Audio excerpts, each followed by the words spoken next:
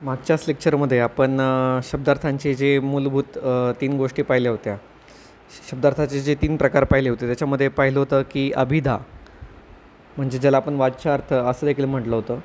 आणि दुसरे जे 2 प्रकार आहेत ते आहे म्हणजे लक्षणं आणि तिसरं आहे व्यंजना. आता ह्या ज्या संकल्पना आहे ना, ह्या मराठी साहित्यात का गरजेच्या आहेत? ज्यावेळेस तुम्ही भाषाशास्त्राचा अभ्यास करणार आहात, ठीक आहे, त्यावेळेस तुम्हाला हे महत्त्वाच्या ठरतील. त्यासोबत साहित्य विचारात देखील यांची महत्त्वाची भूमिका आहे. आता अभिधा म्हणजे काय? अभिधा म्हटलं ना तर त्याचा जर सोपा अर्थ सांगायचा झाला तर त्याचा अर्थ होतो थेट, किंवा त्याला असं प्राथमिक किंवा सर्वसामान्य असे समानार्थी शब्द देखील आहेत. ठीक आहे, हे सगळेच शब्दकोशी अर्थ ज्याला म्हणतो म्हणजे ते सोडून दुसरं काही इंडिकेट होण्याचे चान्सेस कमी आहेत, तर त्याला आपण म्हणतो अभिधा. ठीक आहे,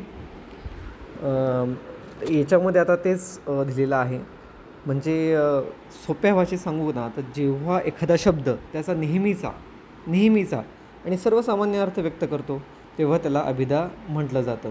जसं आपण मागच्या लेक्चरमध्ये पाहिलं होतं की रस्त्यावरून जाणारा गाढवाकडे पाहून जर म्हटलं की समोर गाढव चाललेला आहे, तर हा त्याचा काय झाला होता, आपण अभिधा म्हटलो त्याला. तो अभिधा म्हणजे जो आहे अर्थ, बेसिक म्हणजे मुख्य अर्थ, त्याला आपण अभिधा म्हटलं. आता ठीक आहे, याच्याकडे जाऊयात, लेक्चरकडे वळूयात.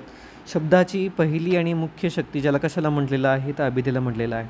आता तुम्हाला अभिधा कशासाठी, म्हणजे अभिधेवर क्वेश्चन काय येऊ शकतो की तुम्ही अभिधा ही संकल्पना मराठी साहित्याच्या दृष्टिकोनातून कशी महत्त्वाची ठरते ते सांगा. हा क्वेश्चन तुम्हाला अभिधेवर विचारला जाऊ शकतो. किंवा अभिधा ही संकल्पना स्पष्ट करा मराठी साहित्याच्या दृष्टिकोनातून आणि उदाहरण स्पष्ट करा, असं देखील तुम्हाला विचारलं जाऊ शकतं. किंवा अभिधेचा उपयोग मराठी साहित्यात कुठल्या साहित्यकृतींमध्ये जास्त केला जातो, असा देखील प्रश्न तुम्हाला या संदर्भामध्ये विचारला जाण्याची शक्यता नाकारता येणार नाही. ठीक आहे. आता आपण काय म्हटलं की शब्दाची मुख्य शक्ती, शब्दाची पहिली शक्ती ही म्हणजे तुमची अभिधा. आता एक सोपं सांगायचं झालं ना तर आपण वृक्ष हा शब्द उच्चारला आपल्या डोळ्यासमोर काय येतं? झाड येत आहे की नाही. वायू म्हटलं का लगेच एक गोष्ट अशी जोरात वाहणारी गोष्ट डोळ्यासमोर येते. सूर्य म्हटलं का तो तेजपुंज असणारा एक गोळा आपल्याला डोळ्यासमोर येतो.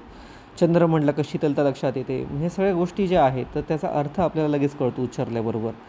म्हणून त्याला मुख्य अर्थ किंवा काय म्हटलं जातं, वाच्यार्थ. ठीक आहे, म्हणजे ते मुख्य अर्थ म्हणजे काय, मुख्य अर्थ म्हणजे तो बेसिक आहे, ते महत्त्वाचं आहे. सगळ्यात पहिल्यांदा जो प्राथमिक गोष्ट जी आहे तर ती मुख्य अर्थ येते. आणि त्याला संकेतार्थ देखील म्हटलं जातं. संकेतार्थ का म्हटलं जातं? संकेत म्हटलं तर मान्यता. आपण म्हणतो ना की समाज मान्यता म्हणजे त्याला संकेत आहे, सामाजिक संकेत आहे. संकेत म्हणजे काय, तर समाजाची मान्यता. म्हणून समाजाला माहीत नसेल तर त्या शब्दांचा अर्थ समजणार नाही. आणि ही संकेत शक्ती म्हणजे तुमची अभिधा शक्ती होय. उदाहरणार्थ तुम्ही वृक्ष उच्चारताच काय, एक विशिष्ट वस्तू डोळ्यासमोर उभी राहते आणि शब्द उच्चारणाऱ्याचा आशय लगेच आपल्याला कळतो. हा सगळ्यात महत्त्वाचा शब्द आहे. त्याने उदाहरण देताना सिंहाचं पण उदाहरण दिलं आहे. सिंह म्हटलं का आपल्याला लगेच हिंस्र पक्षी जाणवतो. ठीक आहे. आता म्हणजे एखादा शब्द उच्चारल्यानंतर आपल्याला लगेच त्याची अर्थप्राप्ती होते किंवा डोळ्यासमोर लगेच त्याचे चित्र उभे राहते. ही जी पहिली शक्ती आहे, कशाची शक्ती आहे? अर्थप्रतीती म्हणजे काय, अर्थ कळण्याची किंवा अर्थ समजून घेण्याची जी पहिली शक्ती आहे तिला आपण काय म्हणतो, अभिधा. ही त्याची झाली तुमची डेफिनेशन. ठीक आहे, उदाहरण पण दिलेलं आहे. त्याला काय काय म्हटलं जातं ते तुम्ही देखील सांगायचं आहे. ठीक आहे.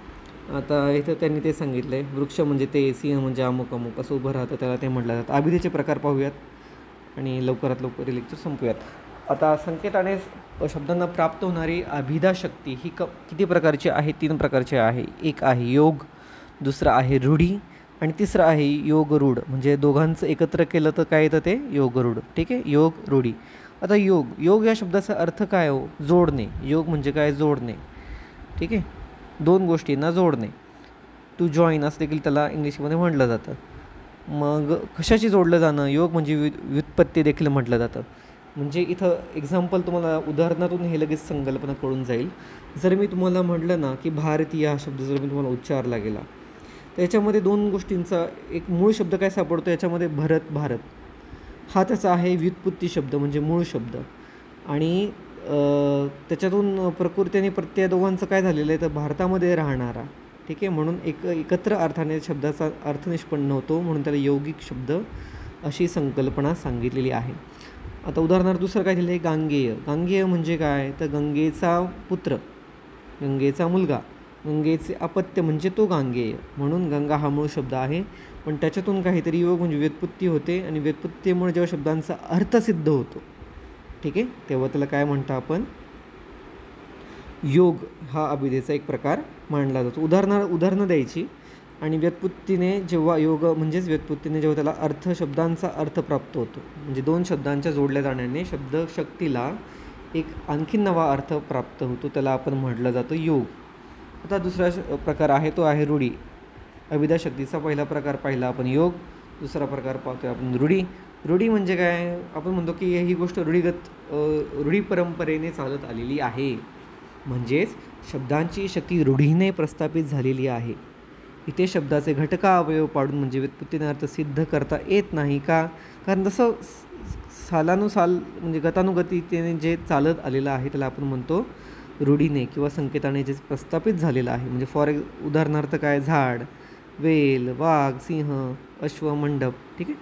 आता योगरूढ म्हणजे काय, तर योग प्लस रूढ दोन्ही पण गोष्टींचा शब्द अर्थामध्ये ज्याचा उपयोग केला जातो त्याला आपण म्हणतो योगरूढ, ठीक आहे. म्हणजे काही शब्दांना अवयव असतात, परंतु त्यांचा अर्थ व्युत्पत्तीप्रमाणे न होता रूढीने निश्चित केला जातो, ठीक आहे.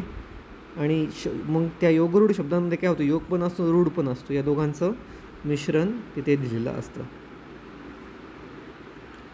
आता इथे मी ते सांगितलेलं आहे.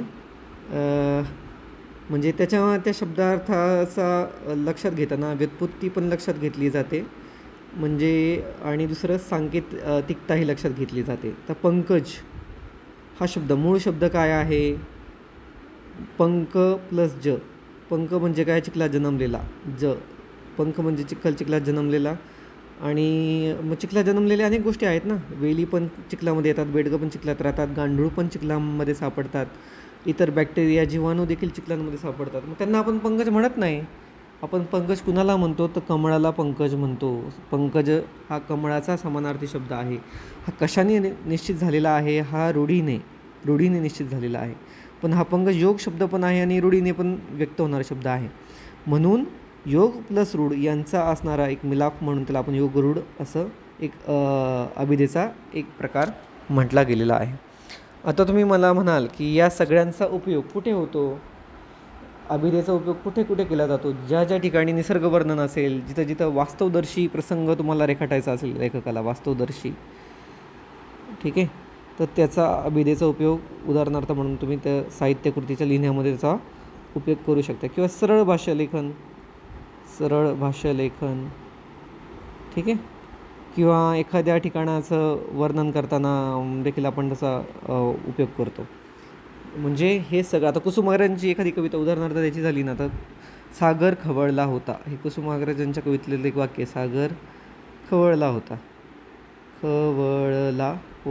कुणाचं, मग त्या सरळ अर्थ आहे ना, अभिधेचा अर्थ. सागर म्हणजे काय, तर पाण्याचा संचय, खाऱ्या पाण्याचा संचय, आणि म्हणून पाण्याचा खवळलेला सागर हा जसाच्या तसा अर्थ हा अभिधेने आपल्याला कळून जातो.